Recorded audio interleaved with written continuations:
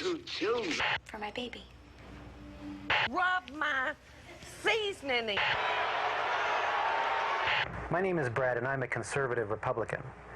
Last summer, I happened to come across a video on the internet about the World Trade Center collapse on September 11th. As a kind of demolition hobbyist, I downloaded it and watched it. The title was Painful Deceptions by a guy called Eric Hufschmidt. The video made me angry. I was determined to prove the maker of this video wrong. I purchased DVDs about 9/11 from CBS and PBS Nova, including one made by the Naudet brothers. These were considered the official videos. And after watching them carefully and researching thousands of websites and archives on the internet, literally not sleeping for an entire week, I realized that the official story, not Eric Hufschmidt's Painful Deceptions, was unprovable, unsubstantiated, absolutely wrong. What you're about to see is information you should already know. Our news reporters, government, and media should have made all this material available to every one of us. Ask yourself why you've never seen it on TV. This is as close as we can get to the base of the World Trade Center. You can see the firemen assembled here, the police officers at the dot.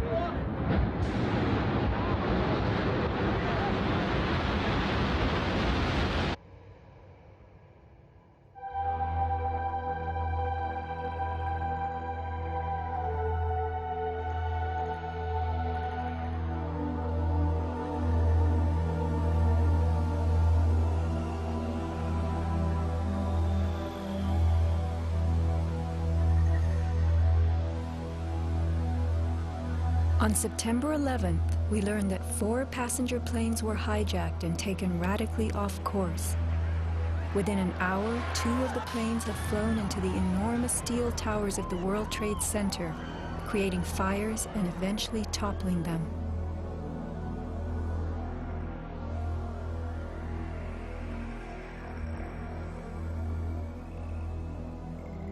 Dazed by the news, the American public soon believed the fires in the towers had burned so hot they caused the steel frames of the buildings to give way.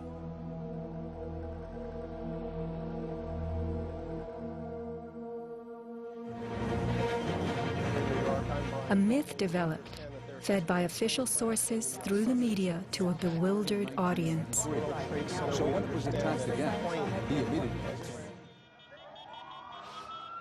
Elements of the myth.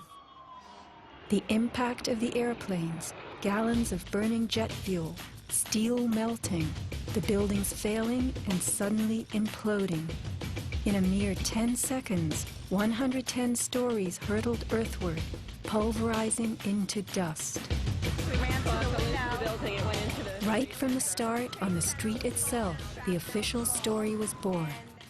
Come out of nowhere and just scream right into the side of the Twin Tower, exploding through the other side.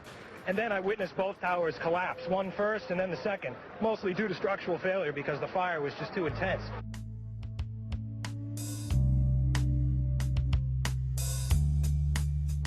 The myth bled into the FEMA report and was echoed by the experts. It was the combination of the impact load doing great damage to the building, followed by the fire, that caused collapse. John Skilling and Les Robertson were the structural engineers who designed the streamlined steel frames of the Twin Towers in the 1960s.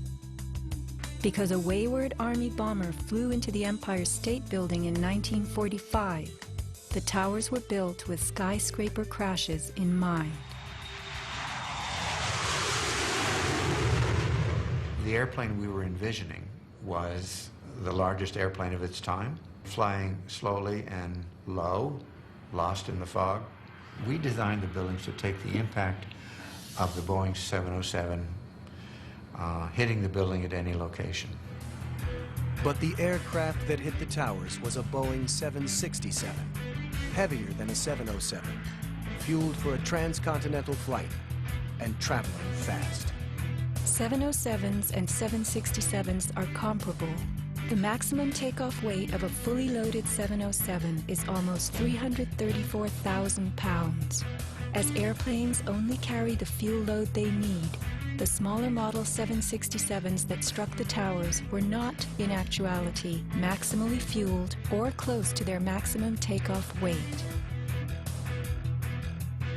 As for the heat of the fires, listen to the radio communications of these New York City firemen. We got two isolated pockets of fire. We should be able to knock it down 2 lines. They know that. 78th floor. We got two isolated pockets of fire. We got two Isolated pockets of fire. 2 water lines to knock them down. FEMA's executive summary relays that much of the fuel in the planes, jet-grade kerosene, was consumed by the initial fireballs and the following few minutes of fire. It then tells us that the burning jet fuel spread between floors and ignited the building's contents, causing more fire and generating heat. This was somehow enough to bring down the tower's 47-column steel core, 236 exterior columns, and thousands of steel trusses all at the same time. Watch the towers smoking in the aftermath of the plane strikes. If you have ever tried to light a wood fire, you will know that smoking logs tell you the fire is not burning successfully. Smoke is the sign of an oxygen-starved fire. The Twin Towers stood for over an hour, smoldering but not flaming. During that time, thousands of people were evacuated by way of the stairwells. Others, trapped by debris, stood in the smoke-filled windows and signaled for help. In fact, the towers did what they were built to do. The building was designed to have a fully loaded 707 crash into it. That was the largest plane at the time. I believe that the building probably could sustain multiple impacts of jetliners because this structure is like the mosquito netting on your screen door, this intense grid, and the jet plane is just a pencil puncturing that screen netting. It really does nothing to the screen netting. The towers were built to withstand 140-mile-an-hour gusts produced by winter storms. Anyone in them on a windy day could feel them swaying. The single impact of a jetliner was no more of a blow than the continued battering of a hurricane. I was just putting my stuff away, and all of a sudden we heard a loud crash, and the building started shaking, kind of moving like a wave. New Yorkers were stunned 1 hour later when the first tower fell. To the best of my knowledge, the considerations of the fuel in the airplane in terms of an explosion or a great fire was not considered. Now, we were not responsible for that aspect of the design. Imagine building expressly for airplane impact, but never thinking of the fuel.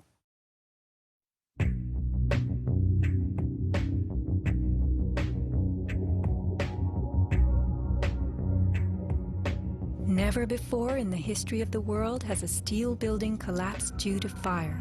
I have not seen, until recently, a protected steel structure that has collapsed in a fire.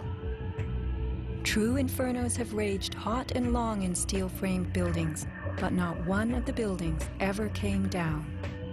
In 1975, the World Trade Center's North Tower suffered a nighttime fire that flamed for 3 hours, spreading vertically from floor to floor. It burned twice as long as the fires of 9/11 without even a hint of a building collapse. In February 2005, the Windsor Tower in Madrid, a skyscraper undergoing reconstruction, sustained a 20-hour fire.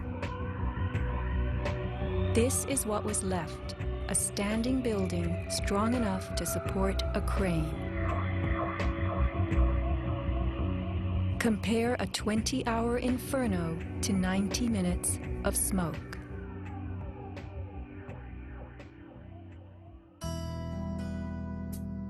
Why are buildings made of steel? Strong, light, and flexible steel frames offer many advantages over wood and concrete, especially where skyscrapers are concerned. Steel makes big buildings relatively light, with tremendous load-bearing capacity. The upper floors won't crush the floors beneath them, and steel holds up better to weather and fire. Most skyscrapers are built on steel or concrete frames, which is a grid of columns and beams that goes all the way through the building. The World Trade Center was different. It was what engineers call a tube structure. It was a very, very strong mesh of steel that surrounded the exterior. Inside, there was the core, a rectangle of 47 columns made of 4-inch thick steel at the base, thinning with increasing height. The cores combined might with ingenuity, anchoring the towers and allowing them to flex. Look at the size of this steel. Solid, prefabricated floor assemblies, welded metal floor pans placed on top of trusses both welded and bolted to the vertical frames.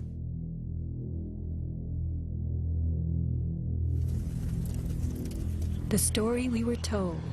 This rock-like steel grid gave way because fire warped the trusses, causing the bolts to fail. As the trusses sagged and fell, the floors dropped with them. In its 2002 documentary, Why the Towers Fell, PBS creates a video model. Once the trusses fail, the floors they were holding cascade down with a force too great to be withstood. The result is what's called a progressive collapse, as each floor pancakes down onto the one below. What remains standing? The tall, indestructible core. Why does PBS fail to explain the complete disappearance of the Twin Towers cores?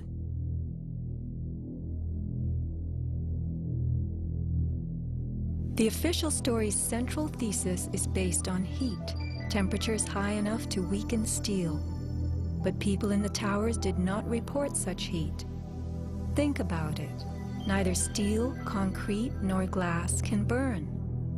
So what in those buildings could have burned to make such heat?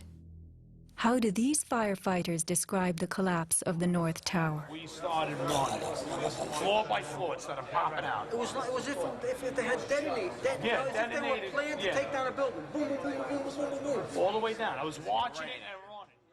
And others give similar descriptions. At 10:30, I tried to leave the building, but as soon as I got outside, I heard a second explosion and another rumble and more smoke and more dust. And then a fire marshal came in and said we had to leave because if there was a third explosion, this building might not last.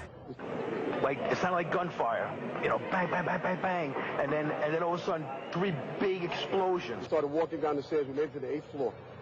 Big explosion. Flew us back into the 8th floor. Do you know if it was an explosion or if it was a building collapse? To me, it sounded like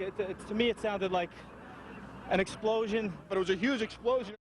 Chief Albert Turry told me that he was here after the events that took place this morning. He tried to get his men out as quickly as he could, but he said that there was another explosion which took place. And then an hour after, there was another explosion in one of the towers here. So according to his theory, he thinks that there were actually devices that were planted in the building. Reports of bombs in the buildings, explosions. A CBS reporter to Dan Rather. But I was coming toward the World Trade Center looking for CBS crews and asked a firefighter if he saw any. All of a sudden, there was a roll, an explosion, and we could see coming at us a ball of flame stories high. Listen to the sound of a large explosion right before the South Tower begins to fall. This is as close as we can get to the base of the World Trade Center. You can see the firemen assembled here, the police officers, everybody.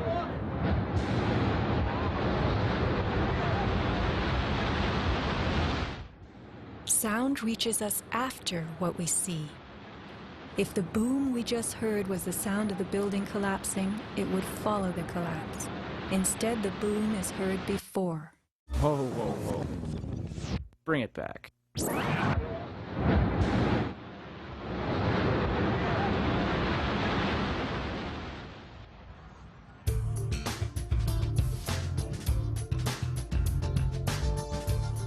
Let's consider the characteristics of steel. Steel is an alloy of iron containing added carbon for flexibility, workability, and strength. In the days of old, blacksmiths heated iron till it was red and pounded it for hours to form it. Horseshoes, knife blades, and plowshares were typical creations. Steel was introduced in the mid-1800s, and by the end of the century, with the advent of the blast furnace, found widespread commercial use. A blast furnace is known as a controlled environment. High temperatures are reached as oxygen is pumped into a closed space. How and when does steel melt? Steel melts at temperatures of 2750 degrees Fahrenheit and above, attained only in a blast furnace or when a powerful incendiary such as thermite is used. Steel or any substance that is burned will never become hotter than the temperature of the fire or heat applied to it. An open-air hydrocarbon fire reaches a maximal temperature of some 1200 degrees Fahrenheit in a dirty or uncontrolled burn, characterized by red-orange flames. Red-orange flames are what we saw on September 11th. Even the fireball caused by the plane strike was red-orange.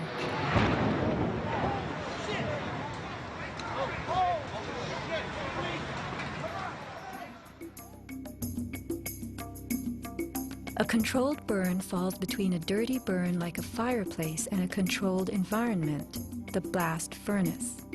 A controlled burn employs a regulated mix of air and fuel, an example being your gas stove or the engine in your car.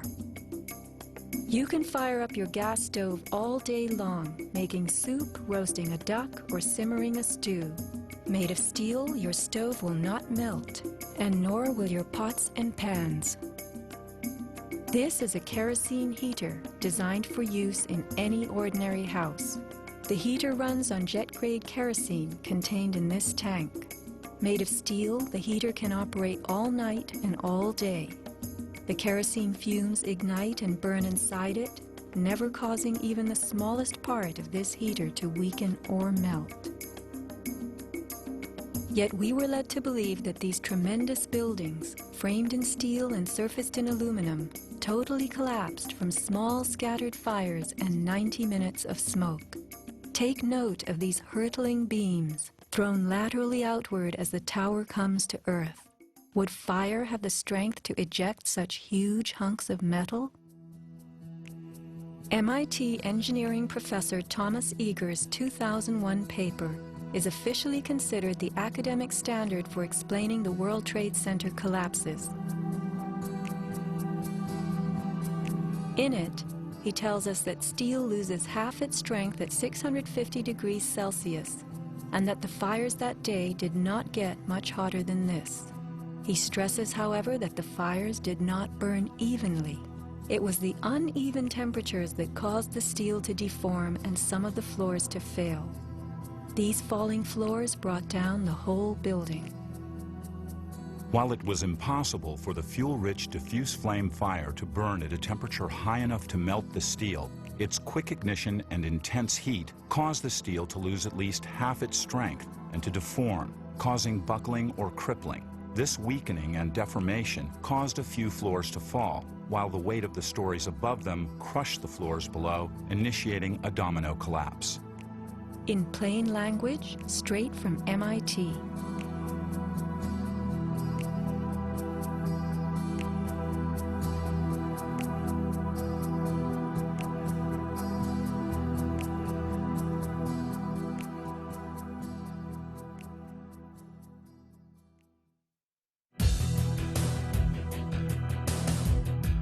What do falling buildings look like? What do demolitions look like?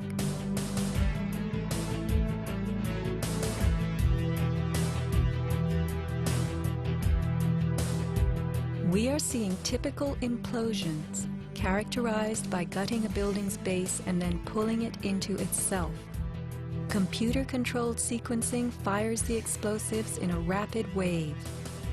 Notice the jets of shooting concrete, the flashes, the pops, the caving of the buildings as they fall into their footprint, the tremendous billowing clouds of dust.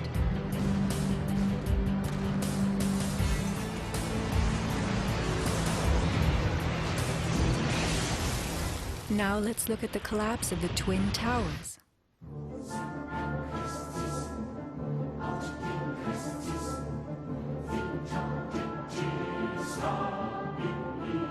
We are seeing explosions rather than implosions, a first in demolition history. A sequenced rumble becomes a roar as debris is thrown outward. The damage is not contained. Even the windows are blown from neighborhood buildings. What kind of energy enabled this? Would fire hurl metal and concrete sideways into the air? Here, a 600,000-pound chunk of steel, twice the weight of a Boeing airliner, was flung 400 feet, wedging itself deep into 3 World Financial Center on Vesey Street. A FEMA photographer taking pictures of Ground Zero wondered why so many steel beams were jutting from neighborhood buildings. Watt shot pieces of the towers all the way across the street.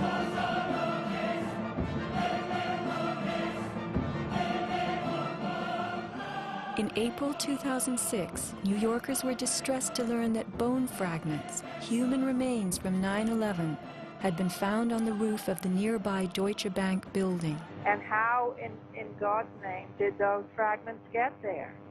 It surprised me that there was still bone fragments or human remains that had not been discovered. How is it possible that after 5 years they're finally looking on the rooftops of the Deutsche building? I mean, that's crazy. And bone fragments less than a centimeter long. How could they be so small? So much to be explained. Why did the South Tower fall first when it was the second tower to be hit? Watch the top of Tower 2 leaning outward, about to topple. Then suddenly, it disintegrates in midair. What causes this giant slab of steel and concrete to turn into dust before our eyes?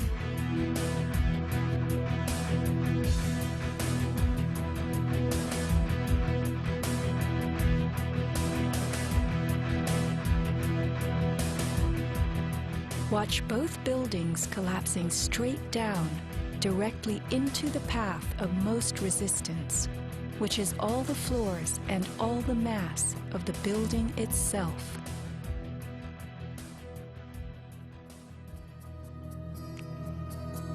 The World Trade Center towers came down in approximately 10 seconds. Seismic data from Columbia University puts the North Tower collapse at about 8 seconds and the South Tower at approximately 10. Lynn Simpson, a survivor from the 89th floor of the North Tower, describes the site. And I saw the Trade Center literally collapse in upon itself floor by floor by floor, and it took seconds for it to happen. It was a massive building, and it just pancaked. 10 seconds. These are 110-story buildings coming to Earth at free fall speed, the rate at which an object drops through air. The lower floors would need to give way completely as the floors above them fell. Can a person walk through a closed door as quickly and smoothly as one that is open? A 10-second collapse means the upper floors encountered no resistance from the undamaged floors beneath them. Watch the demolition wave rushing straight down.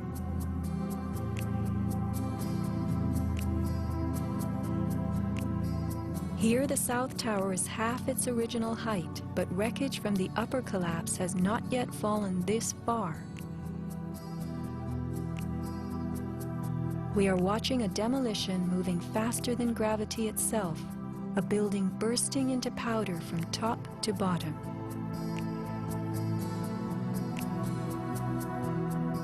Here, the core of the North Tower finally gives up. 700 remaining feet of giant steel columns, among the strongest ever erected. What force acts upon the core to make it all of a sudden disappear? Eric Hufschmid, author of the book Painful Questions, is a metal-cutting software engineer. The floors of the World Trade Center towers were on three-dimensional mesh of steel beams. You have to keep in mind now the floor is about an acre in size. There are thousands of joints all over it. In order for the floor to fall down, thousands of joints would have to break simultaneously. And then if you look at the speed at which this came down, less than 10 seconds, you blink your eye and thousands of joints just popped somehow. The only way you can explain that is with explosives. They had to have had explosives placed all over the floors at the primary joints. And then that would explain how all of the joints broke at such a rapid rate. The debris was crashing from one floor to the next.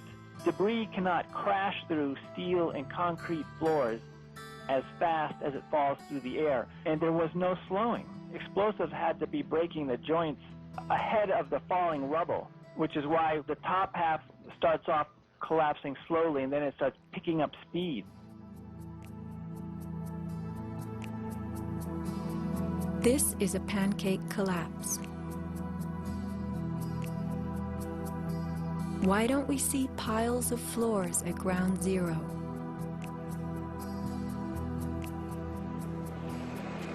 And paper blown everywhere. Wouldn't a pancake collapse have trapped the contents inside? What blew this paper all over New York? If you were to drop a billiard ball from the top of the Twin Towers, it would hit the ground in just over 9 seconds, the average time it took for the towers to fall. Helped by gravity and falling through air, the ball will gain speed. The calculation for a pure pancake collapse of 110 stories, with each floor pulverizing to get out of the way, is 96 seconds. In the real world, with the floors creating resistance, a pancake collapse would lose speed. Never would it gain speed.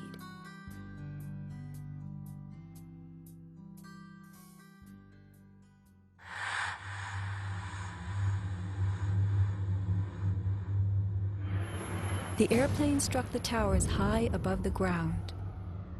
But down in the lobby of the North Tower, marble facing flew off the walls, the windows shattered, all the glass blown out. Right away, a guy from the Port Authority told him the damage was somewhere above the 78th floor. But all you had to do was look around. It was obvious. Something had happened right there in the lobby. You just saw that all the windows were blown out. The lobby looked like the plane hit the lobby. Like the plane hit the lobby. What caused so much wreckage in the lobby?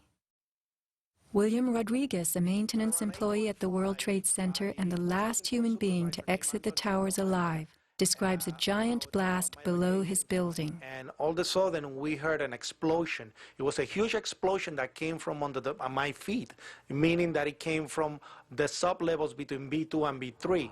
And then there was a huge explosion at the top of the building. You could hear the difference from the bottom and all the way through the top. The one from the top, which was actually seconds after, was heard very far away. The one at the basement was pretty loud, and you felt your actual feet moving with the floor. The tremor that is sent through the floors, that the walls cracked and the false ceiling totally collapsed. And that's when a person named Felipe David came running into our office saying, "Explosion, explosion, explosion." And when I saw him, he has all his skin pulled from under his armpits and missing pieces on his face. An explosion deep down in the tower before the plane crash 95 floors above. Others lived to report enormous explosions below the towers. Construction worker Philip Morelli was in North Tower sub-basement 4 at the time of the first plane strike. I go downstairs, the foreman tells me to go to remove the containers. As I'm walking by the main freight car of the building, in the corridor, that's when I got blown. I mean, the impact of the explosion, of whatever happened, it threw me to the floor, and that's when everything started happening. Blown to the floor. Let's hear what happened next. I was racing, I was going towards the bathroom. All of a sudden, I opened the door, I didn't know it was a bathroom, and all of a sudden a big impact happened again. And all the ceiling tile was falling down, the light fixtures were falling, swinging out of the ceiling. And I come running out the door, and everything, the walls were down, and now I started running towards the parking lots. There was a lot of smoke down there, there was a lot of people screaming. People came with us running up the ramps. Philip then ran underground to the South Tower. You know, you got to go clear across the whole from 1 to 2 World Trade Center. You know what I mean? That's the way you got to run. And then all of a sudden, it happened all over again. Something else hit us to the floor. Right in the basement, you felt it. Walls were caving in, everything that was going on. I mean, I know of people that got killed in the basement. I know of people that got broken legs in the basement. People that got reconstructive surgery because the walls hit them in the face. Engineer Mike Pecoraro in the 6th sub-basement found the parking garage and machine shop reduced to rubble.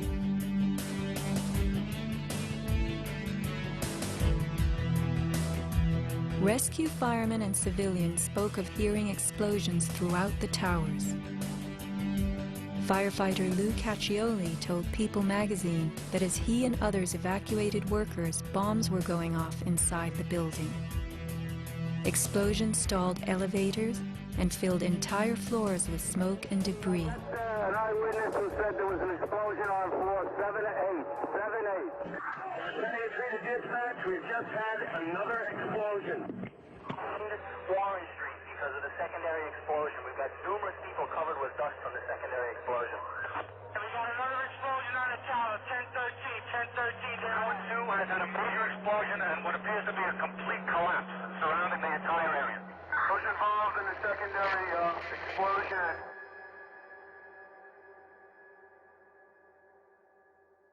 William Rodriguez, helping the firefighters, reports blasts within the North Tower well before it fell.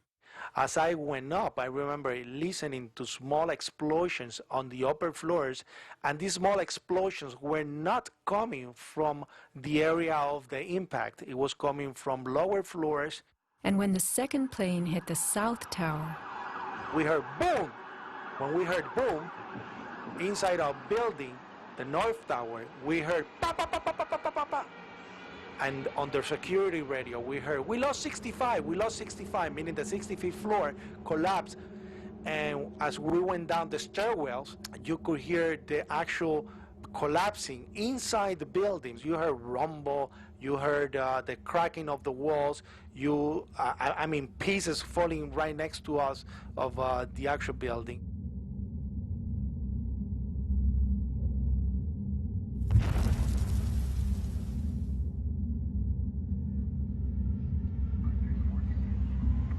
what happened at the base of the towers just before they came down? Smoke appeared at street level.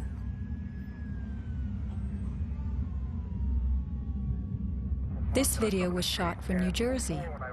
An explosion is heard as white smoke rises at the base of the building. Now people are gathering in large groups. In fact, at one point, smoke was coming from the city. Folks stepping out of bodegas and stores.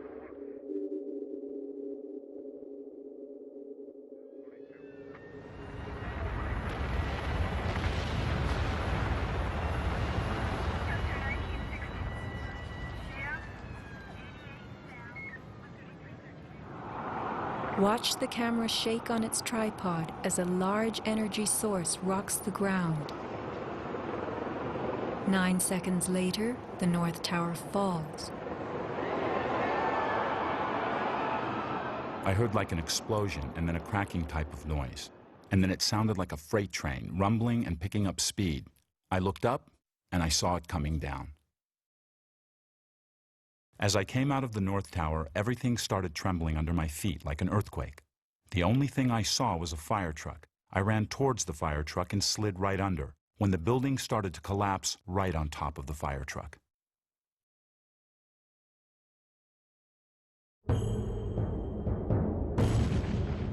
Across the Hudson River, Richard Siegel was filming an astonishing day. The sound meter of Richard's camera caught something very significant. Adjusted for the distance involved, as sound travels more slowly than what we see, the camera registered multiple explosions in the towers. Here is the South Tower record. Then the building fell.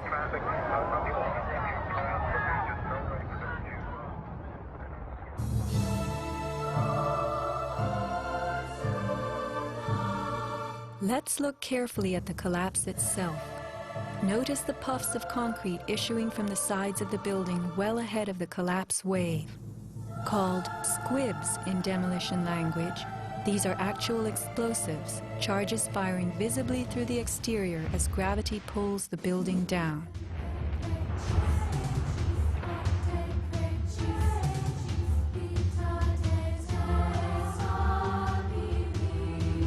Here are more.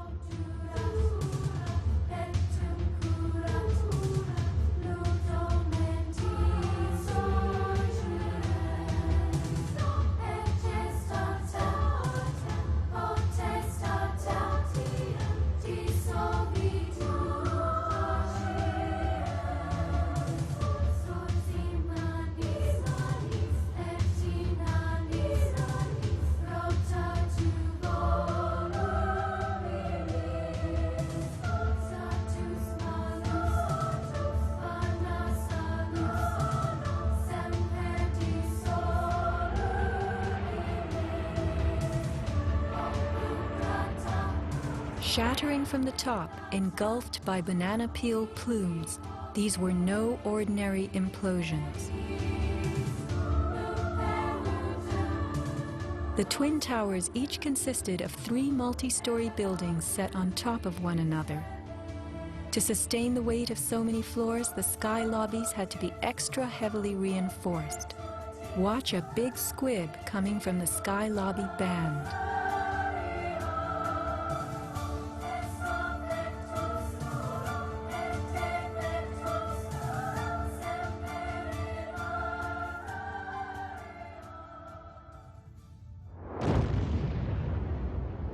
A powerful blast produces what is called a shock wave. Explosions generate extremely high compressional waves that exceed the limits of surrounding air and space, creating a violent force. When the debris started coming down, I was right in the shadow of the South Tower. I was less than 100 yards away. Everybody saw the video over and over again of that cloud chasing people down the street. It was like a tornado. It was like being hit by a wave at the beach, but the wave was intense, it was hot, it was noisy. It was like getting hit in the back by gravel, blocks, like somebody had picked up handfuls of rocks and was just throwing them at you. And the noise kept coming and coming, and one second I was running, and the next second I was flying. I was just, I had no control over my feet, no choice as to what direction I was going. I was in the air, and it seemed like I was being followed by this tornado of darkness. The South Tower fell first. This is the shockwave blast as it rocks the tower next door.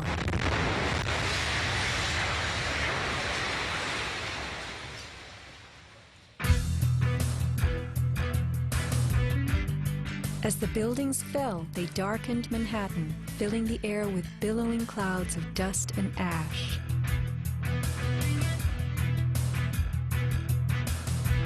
What produces these huge, scudding, cauliflower-like masses of slowly moving dust? True, a 110-story building has just been reduced to 1 million tons of rubble. But is there anything in our experience we can compare it to? A volcano.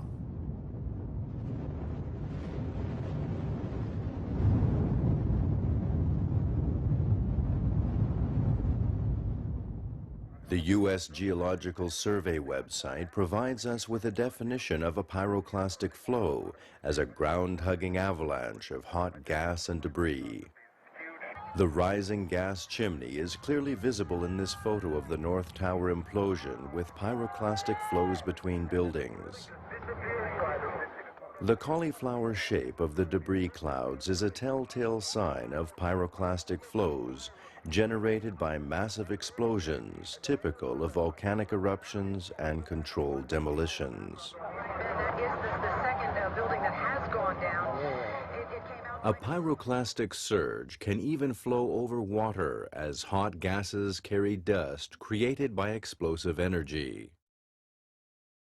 Here, the South Tower implosion creates a pyroclastic surge moving out over the Hudson River. A volcanic eruption produces exactly the same thick, scudding ash, heavy with debris, hugging the ground as it flows out from a tremendous internal explosion.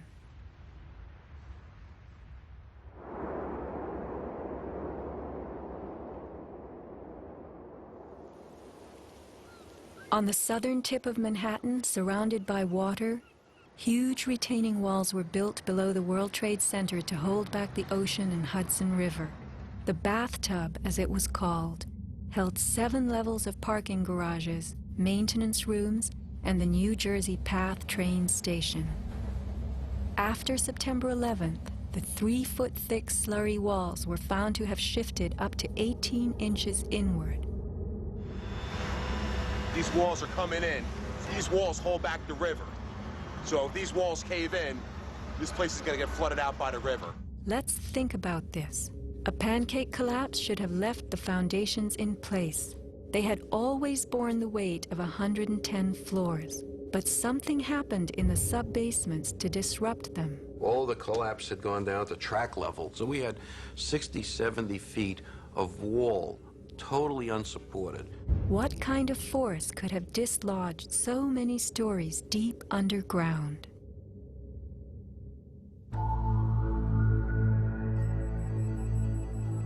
The pile itself seemed to have a life of its own.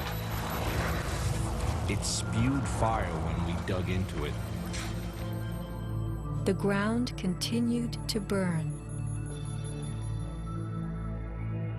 Les Robertson publicly reported that 3 weeks after the collapse, live fires burned and molten metal still flowed underground. You see how this debris is still smoking? That's from the fires that are still burning.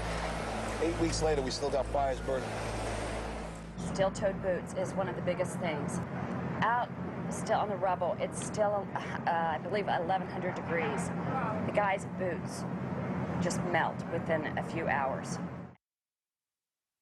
In November 2005, physics professor Stephen Jones of Brigham Young University published a 25-page treatise on the collapse of the Twin Towers and Building 7, applying the laws of physics to the official story. From an interview on MSNBC.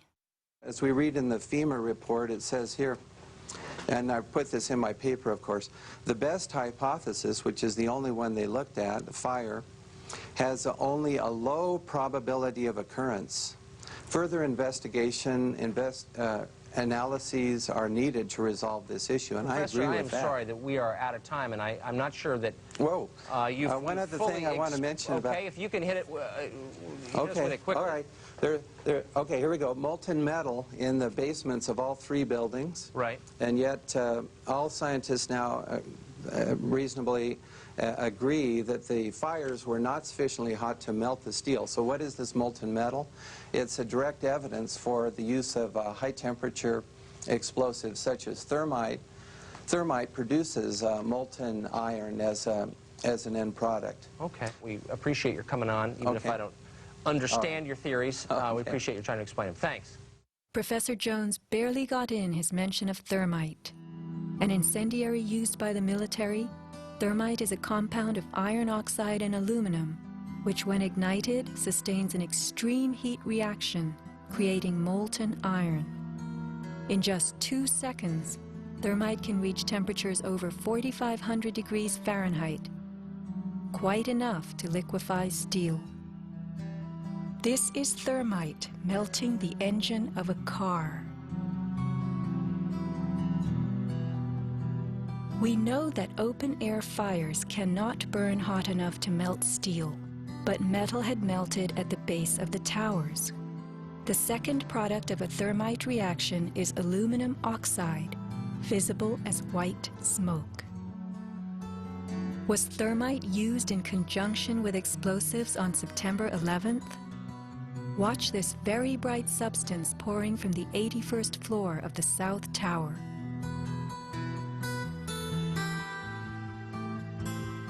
And white smoke appeared at the base of the building. Would this be aluminum oxide, the byproduct of a thermite reaction? Appendix C of the FEMA report describes sulfur residues on the World Trade Center steel. The New York Times called this the deepest mystery of all. Sulfur slightly lowers the melting point of iron, and iron oxide and iron sulfide had formed on the surface of the structural steel. Sulfur used with thermite is called thermate, producing even faster results.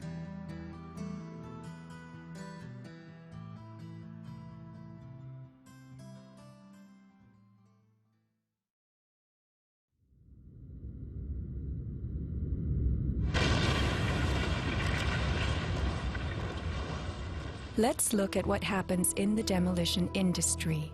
Taking down large structures requires preparation. Powerful explosives and heavy equipment are used in advance to weaken the foundation and bottom sections of a building before additional explosives and gravity bring the rest of it down. The words of a senior blaster. We blow the basement, all the columns in the basement. Then we crack it up at the top to get it started. We go every other floor all the way down. Every explosive has a timer on it. That's why it's controlled. When the columns go, each floor goes down and impacts the one below and keeps going. Here's what demolition experts use in steel-framed buildings: the linear shaped charge. It's a chevron-shaped or V-shaped charge that you can focus at a specific target, and it's lethal. It generates around 3 million pounds per square inch pressure at a speed, depending on the explosive inside the shaped charge, in excess of 27,000 feet per second. Besides the unfathomably powerful shaped charge, blasters have a lot of tricks. There are over 1,000 different types of explosive. Different because they detonate at varying speeds. This is detonating cord, and this burns at about 21,000 feet per second. Comes in all colors, pastels too. With the use of delays, we can control pretty much where the debris lands. We can control vibration. We can control noise levels. Timing and delays are the key to just about everything in our business.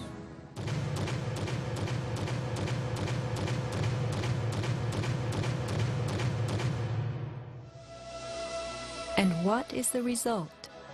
The thing that pleases me is the fragmentation and the control. I wanted to take a building and break it up into millions of pieces and put it in this basement as artfully as we do it, and it works just like clockwork. So we've got it all down to a science. It gives me goosebumps to talk about it.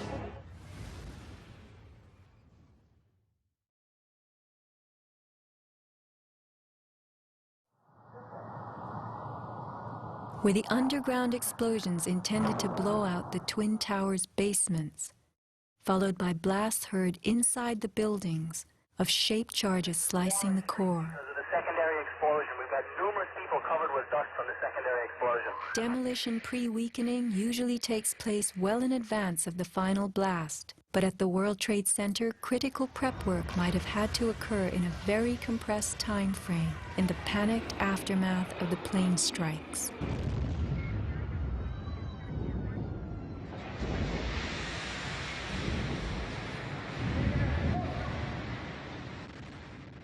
These core columns were discovered after the collapse. The angled cut occurs in exactly the manner that shaped charges slice through steel beams to control the way they fall. Notice the hardened once-liquid metal. Was thermite used with the shaped charge? The job of the shaped charge is to cut steel H-beams. The way we do this is by cutting the beam at an angle which through a series of beams cut at the same angle will tend to make the building shift over and walk. Let's look at the rubble of two 110-story buildings brought to the ground. In a 7-story crater lie nearly 2 million tons of debris. Had the basements not been blown out, where would 2 million tons have gone? Heaped on the ground, ready to slide and spill? The art of controlled demolition.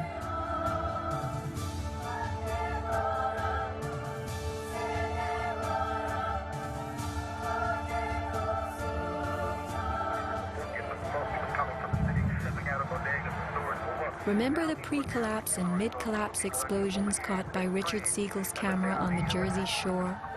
Were these the blasts that took out the core and upper basements?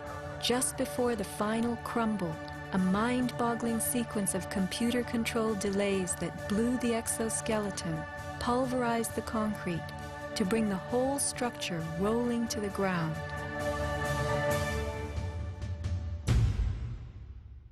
Was this the story of that day? Inside our building, the North Tower, we heard pa pa pa pa pa pa pa pa pa.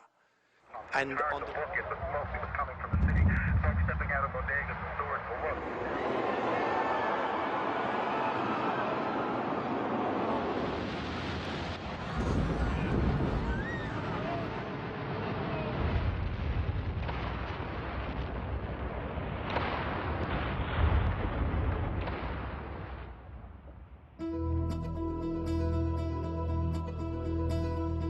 Some people appear to have known the imminent future on that fateful day. FEMA had arrived in New York on Monday night, ready for a bioterror drill. Spokesman Tom Kenny to Dan Rather. To be honest with you, we arrived on late Monday night and went into action on Tuesday morning. And not until today did we get a full opportunity to work the entire site other than the spot at Church and Day to which we were deployed. And Rudy Giuliani, mayor of New York, tells ABC's Peter Jennings that he was aware the towers would be coming down. What is going on now is a massive rescue effort. Do you believe it's hundreds or thousands? I really don't. I really don't want to say right now, Peter. I think it's going to be a horrible number. I saw people jumping out of the World Trade Center. I saw some of the firefighters who I know going into the building. And we were in a building in which we were trapped for about 10, 15 minutes. And we set up headquarters at 75 Barclay Street, which was right there with the police commissioner, the fire commissioner, the head of emergency management. And we were operating out of there when we were told that the World Trade Center was going to collapse. The World Trade Center was going to collapse. It was going to collapse. It was going to collapse. Similarly, Larry Silverstein, new leaseholder of the World Trade Center, regretfully declared that a decision was made to pull Building 7 by the end of the day, the last structure added to the World Trade Center complex. Let's hear Mr. Silverstein's actual words, delivered for our benefit in the 2002 PBS documentary America Rebuilds. I remember getting a call from the fire department commander telling me that they were not sure they were going to be able to contain the fire. And I said, you know, we've had such terrible loss of life. Maybe the smartest thing to do is pull it. And they made that decision to pull, and then we watched the building collapse.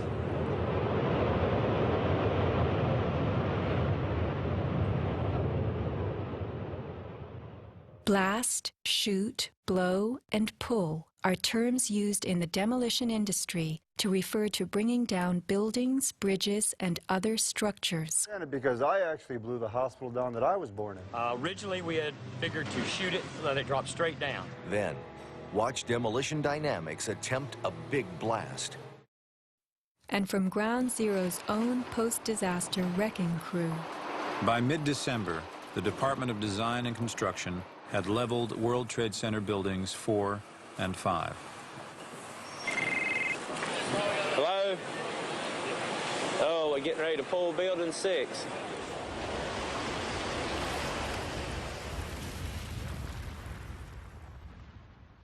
Silverstein, a commercial real estate tycoon with international political connections, acquired a 99-year lease on the World Trade Center complex in the spring of 2001.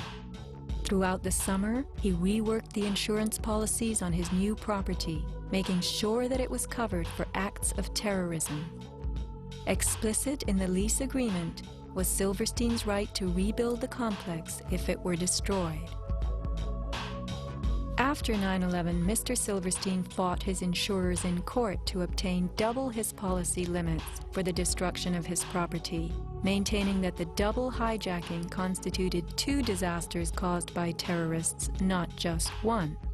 He won and was awarded over $7 billion, a magnificent return on his original $15 million investment. My first reaction is to think about the families of those people, the tragedy, the magnitude of it.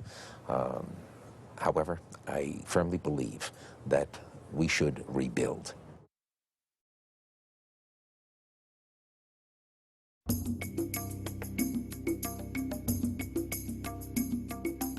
Just in the last few seconds, another building, building number 7, one of the buildings in support of the World Trade Center towers, has collapsed. World Trade 7, functioning as the command center for the complex, housed giant diesel backup and oxygen systems, the mayor's protected emergency bunker, and offices for the CIA, Secret Service, Department of Defense, and Securities and Exchange Commission. Its other tenants were insurance companies, brokerages, and banks. No plane hit Building 7, but at 5:20 p.m. on September 11th, it collapsed in a heap on the ground. Some damage to Building 7 is said to have been caused by debris from Tower 1. Though this New York Times article tells us Building 7 burned like a giant torch, the only visuals that exist are of unidentified smoke and a few small fires. Compare this to the wallop sustained by World Trade Center 3, 4, 5, and 6. Positioned right below the towers, damage to the surrounding World Trade Center buildings was infinitely worse. Still, the structures held up. But somehow, rescue workers knew that Building 7 would fall. You hear that? Keep your eye on that building. It'll be coming down soon. A 47-story skyscraper, Building 7 folded neatly in 6.5 seconds, a textbook descent right into its footprint. Silverstein Properties now tells us that its owner was referring to the team of firefighters inside the building when he spoke of the decision to pulling the firemen out of harm's way. However, there were no firefighters in Building 7, according to FEMA, NIST, and Fire Chief Frank Fellini. They were ordered out at 11:30 that morning. 6 hours later, the building came down. You know, we heard this sound that sounded like a clap of thunder. Turned around, it looked like there was a shock wave ripping through the building, and the windows all busted out, and, you know, it was horrifying. About a second later, the bottom floor caves out, and the building followed after that.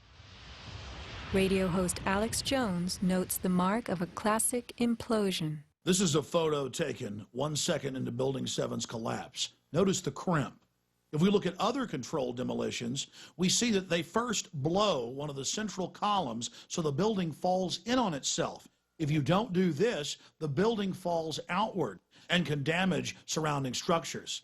Building 7 had a classic crimp or wedge. Its central column was blown out first, so it didn't structurally damage buildings just a few feet away from it. Remember the mayor's emergency bunker? Ensconced on the 23rd floor of Building 7, it was retrofitted with superglass, water, oxygen, and its own generator. But Mayor Giuliani chose to find emergency shelter elsewhere on September 11th. Why Building 7? Even the media and its experts were confused. The History Channel interviews structural engineer Ramon Gil-Sans, who points out the obvious crimp and even speaks of the implosion. Engineers are not just focusing on the Twin Towers.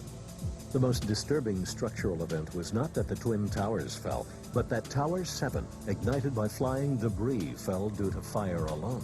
Building 7 was a steel frame building, and is the first steel frame building that has collapsed due to fire.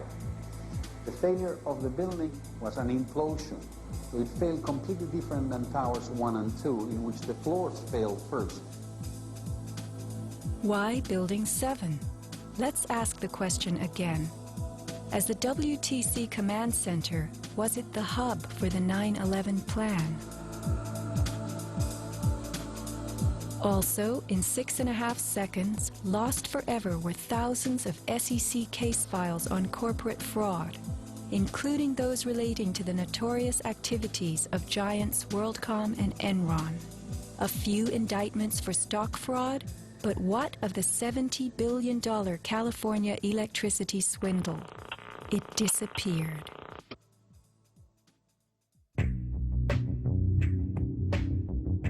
No one died in the collapse of Building 7. It was vacated well in advance of its implosion, but not the Twin Towers. Why weren't police, firemen, and civilians in these buildings told what to expect? Tragically, employees in the towers were advised to return to their offices. The announcement came on that everything was fine. Tower 1, they were evacuating, but Tower 2 was fine, and we could go back to our offices. We were about to go through the turnstile. The security guard says, "Where you guys are going?" I said, "Well, I'm going home because I saw fireballs coming down." He said, "No, your building is safe. It's secured. It is safer to stay in your building. Go back to your office." Stanley Prayamnath returned to the 81st floor. Then, I just happened to raise my head looking straight towards the Statue of Liberty, and what I saw was a giant airplane coming straight towards me. the South Tower was hit between the 78th and 84th floors. Trapped on the 81st floor by crushing debris, Stanley was rescued by Brian Clark. Slowly and painfully, they made their way down a stairwell to freedom. Outside, Stanley had a feeling of uncanny prescience for what was to come. And we peered through the railing up through the trees at the tower, and Stanley said, "You know, I think that tower could come down." And I don't know why I'm telling this man this building is going. But I knew it was not over. I said, "There's no way. That's a steel structure. That's just draperies and carpets and furniture burning. You know, there's no way." And I didn't finish my sentence when the tower started to slide.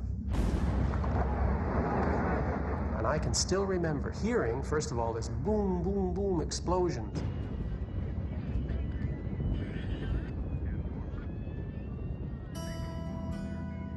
Not all were blessed with intuition or foresight.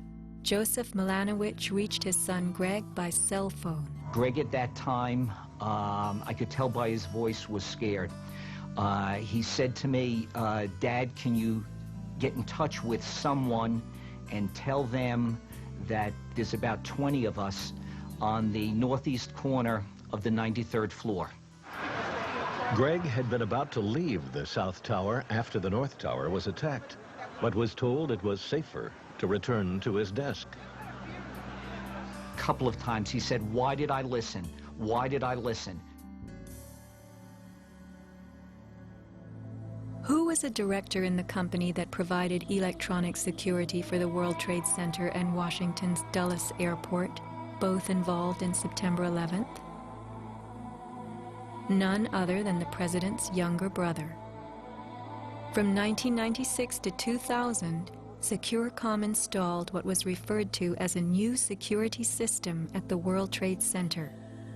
Wirt D. Walker III, a cousin of the Bush brothers, was CEO of Securacom from 1999 until 2002.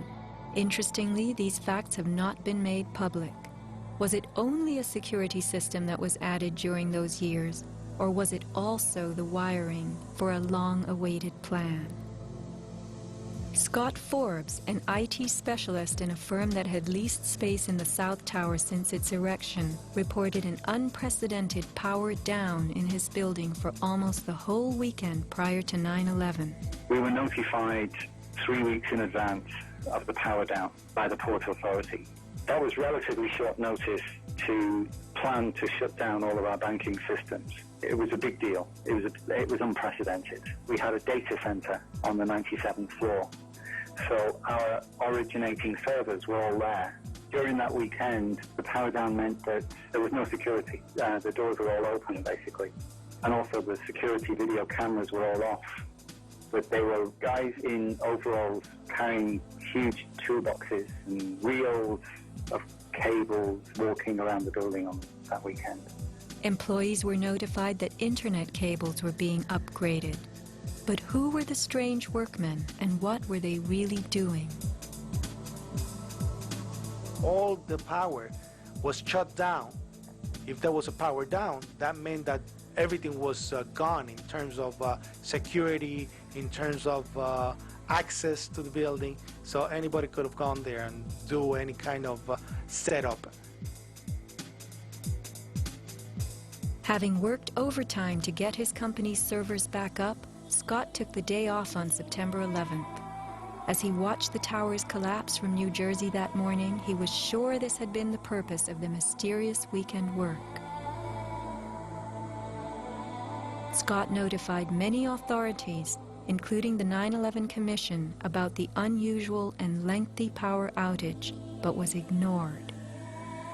Ben Fountain of Fireman's Fund spoke of unusual evacuations ordered at the Twin Towers during the weeks before September 11th. Others reported that the security alert was inexplicably lifted 5 days prior and bomb-sniffing dogs were removed. What would the dogs have discovered had they remained on duty?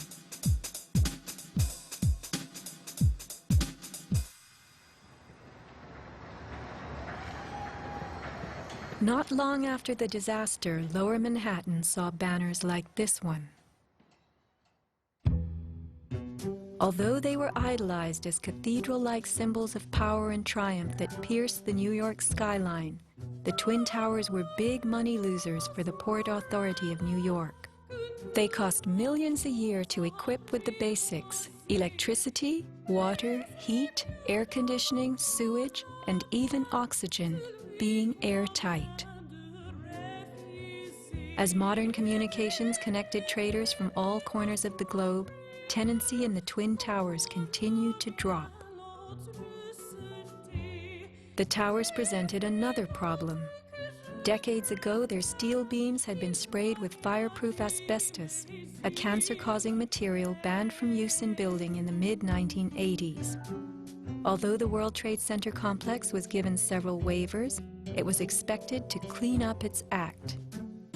But to remove the asbestos from every supporting beam in the Twin Towers would have been almost undoable. Quotes for this cleanup ran over $1 billion, and no insurance company was willing to bear the cost. An urban renewal project of unfathomable proportions. Given the tower's issues and problems, September 11th proved an unexpected bonanza. The Trade Center was built in the 1960s to revive a rundown area of New York, and 40 years later, urban renewal could again take place. 2 white elephants were removed, and a brand new complex is in the works. The full height of the new Freedom Tower will soar to 1,776 feet.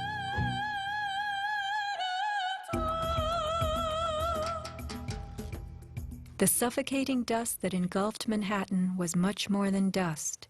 It was pulverized concrete, glass, metals containing lead, mercury, dioxins, benzene, and of course asbestos. None of that was healthy for any living thing. Today, thousands of rescue workers have developed lung cancer and serious permanent health conditions. And the rescue dogs continue to die. What you had was a ground-level municipal incinerator that smoldered for months, burning up the most heavily computerized building in the world.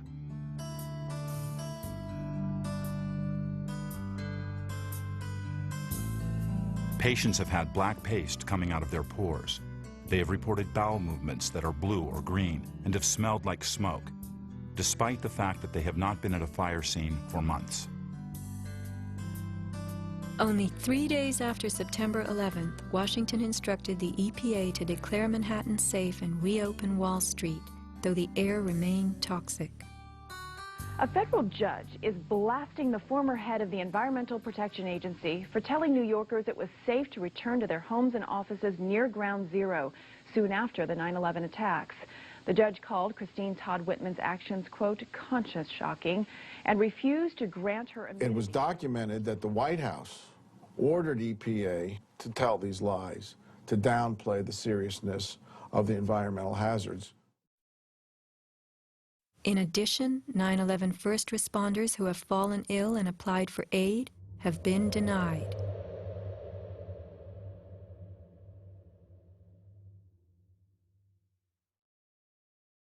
Asbestos plays a part in the myth of why the Twin Towers fell on September 11th. The steel had been sprayed with a lightweight fireproof foam, which, while cheaper, was much less adhesive. The New York Times has reported that the foam fell off easily, and the Port Authority had been fixing and replacing missing sections in the months before September 11th.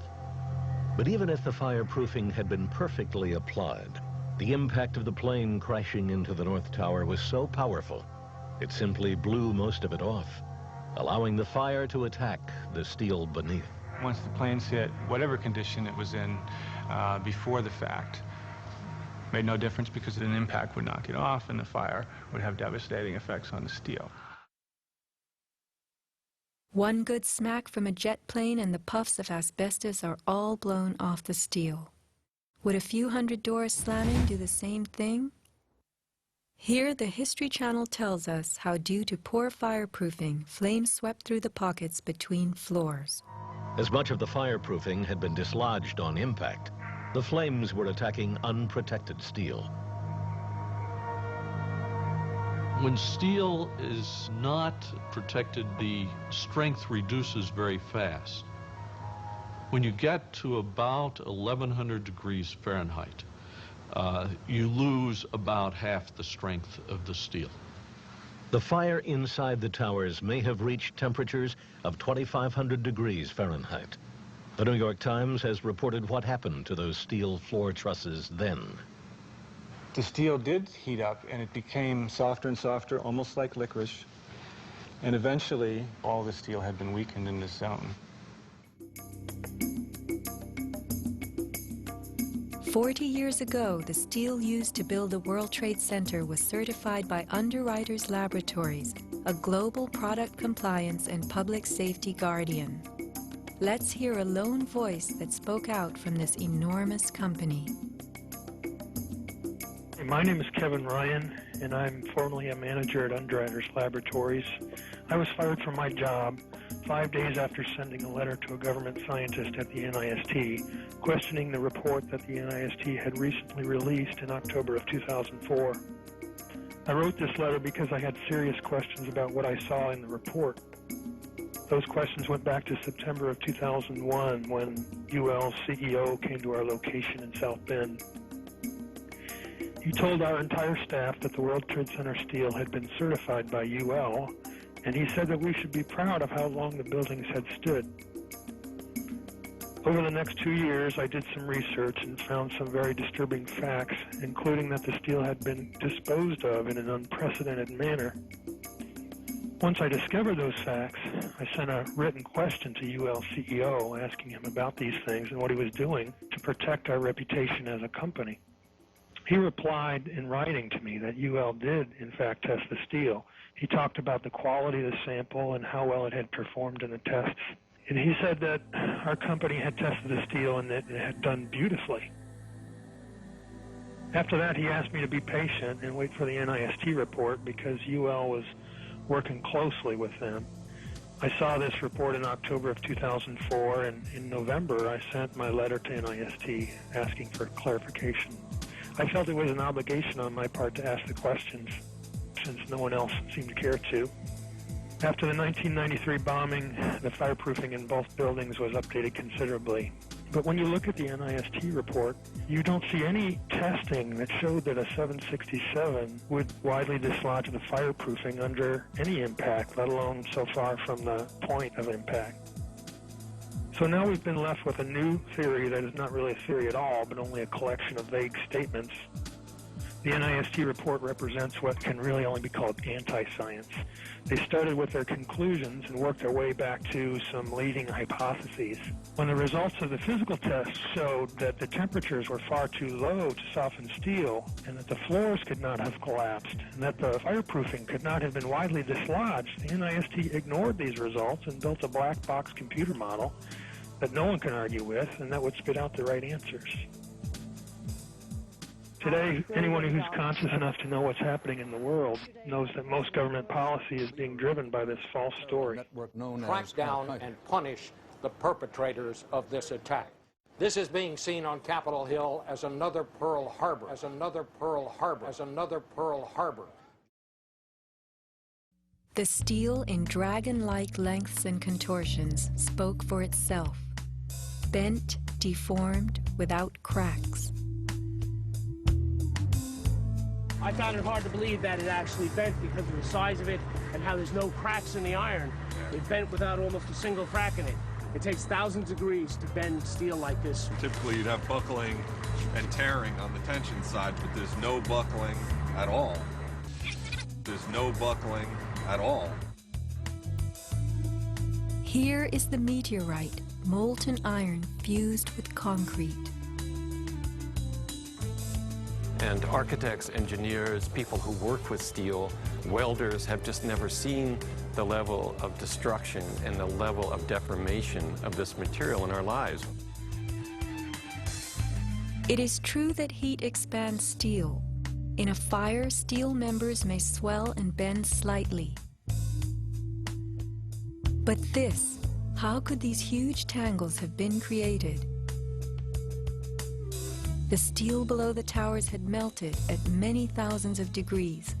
Since metal conducts heat, were these twisted remains formed by high temperatures wicking their way through a gridwork of steel?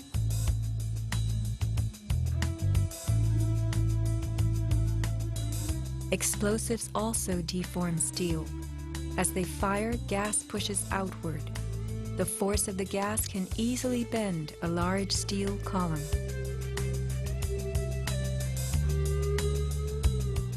Two kinds of debris, huge shattered columns that could break a truck, combined with matter that was near pulverized. You have two 110-story office buildings. You don't find a desk. You don't find a chair. You don't find a telephone, a computer. The biggest piece of a telephone I found was half of the keypad, and it was about this big. In 1886, 4 gold miners lost their lives in an underground explosion. The bodies of these 4 men were brought to the surface in one barrel. The biggest piece recovered was part of a foot. September 11th left over 1,100 bodies unaccounted for. At Ground Zero, this was found inside a length of steel. And before they sealed this up with the sheetrock and all the building materials on the interior face, the workers would sometimes put beer cans, and the newspaper that we found, the New York Times paper, we found in a similar spot to this.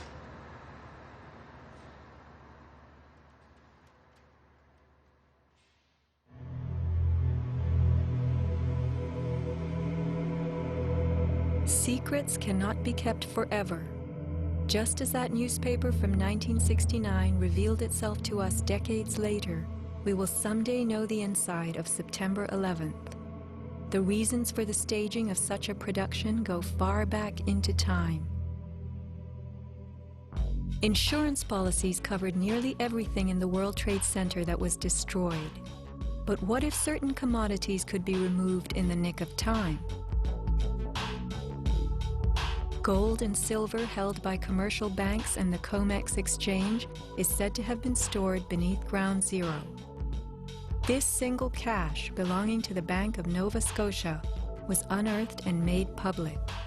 Was there more, and was it removed, remains a question.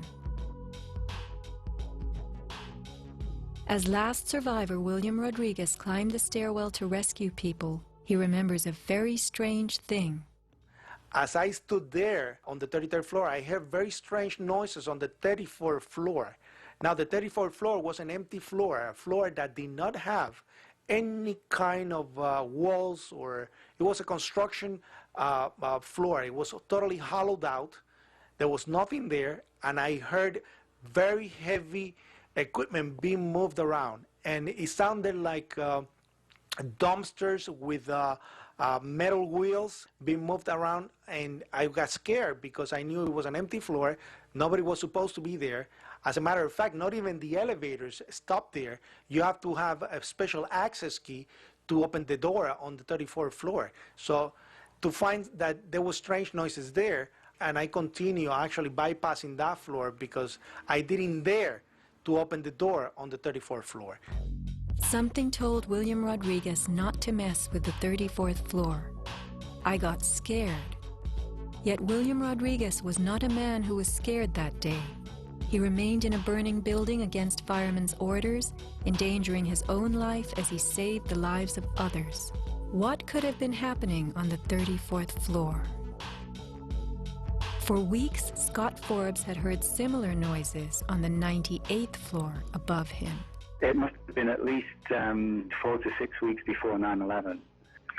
It was like rebuilding work going on upstairs. The tenants, the people from Aon who had been removed somewhere else, the offices were just vacant.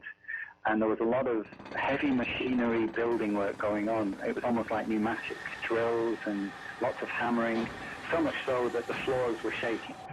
That's how noticeable it was. It was almost as if something heavy was being moved and then it was being taken off wheels, and it was like boom. Our floor underneath literally shook. You could feel the weight above you. That was how large it was. On one occasion, I opened a door to see what was going on, being nosy. When I opened the door, the whole office space was empty. There was nothing there at all. It was quite bizarre because it was just empty. Completely empty, barren, nothing, zero. Not even cables hanging from the ceiling, but there'd been these heavy noises and vibrations up above. It was really strange. And the noticeable dust in the building the week before. It was probably the week leading up to 9/11. Every morning I'd come in around 7 a.m. and the dust was incredible. It was filthy. It was like the cleaners weren't cleaning. Right where the windows were, there was a sill which enclosed radiators. I was sick to death of the dust which was appearing on the windowsills. It was dirty grey and very, very noticeable in that week leading up to 9/11. Where was that dust coming from? Grey dust Scott himself had to clean. Was it powdered cement? The steel columns of the Twin Towers formed an endo and exoskeleton. Had something been placed around the edge of the building, holes been drilled to contain it? Was the dust in those final days a telltale sign? As white elephants, the buildings were full of vacant offices. Tenants could be temporarily moved around for upgrades as Aon was, and a plan arranged to perfection. Was the strange construction that could be heard but not seen going on all over the towers? Larry Silverstein took possession 6 weeks before September 11th, when the strange construction began.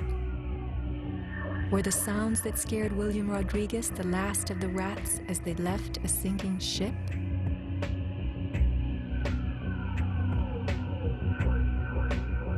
By taking a day off, Scott Forbes saved his life. This woman was not so fortunate. She is 9/11's Iphigenia, calling soundlessly to people who could not help her. Christopher Hanley, trapped with 100 people on the 106th floor of Tower 1. Fire Department 408, where's the fire? Yeah, hi. I'm on the 106th floor of the World Trade Center. We just had an explosion up here. What building are you in, sir? 1 or 2? 1 World Trade. All right. Yeah, there's smoke, and we had about 100 people up here. Sit tight. Do not leave, okay? There's a fire or an explosion or something in the building. All right, I want you to stay where you are. Yes. Kevin Cosgrove, trapped on the 105th floor of the South Tower. There's smoke right there, 105, 2 power. It's really there, it's black, it's iron. My wife thinks I'm all right. I called her and said I was leaving the building, I was fine, and I'm banged. It's 3 of us, 2 broken windows. Oh, God!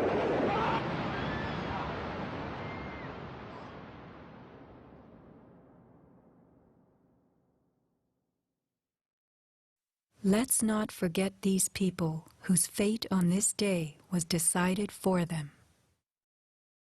As we know, secrets cannot be kept forever.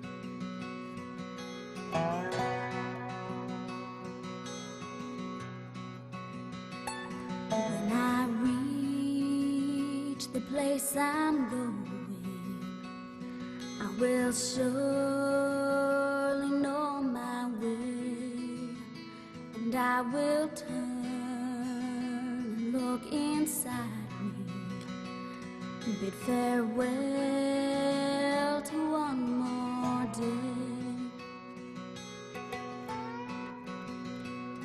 Every light begins with darkness.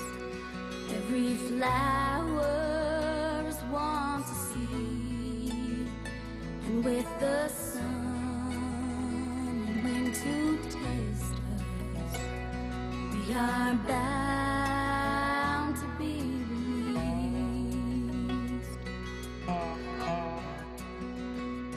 I will fly beyond this valley. I will open up the gate, and when I reach the place I'm going, I will surely know my way.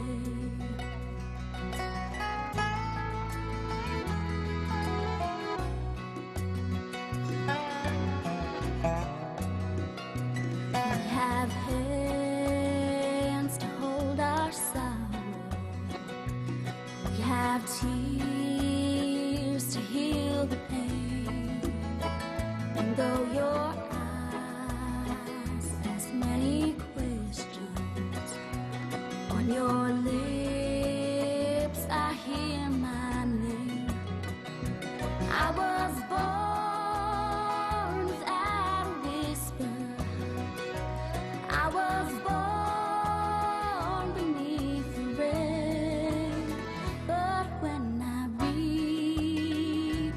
place I'm going, I will surely know my way. I will surely know my way.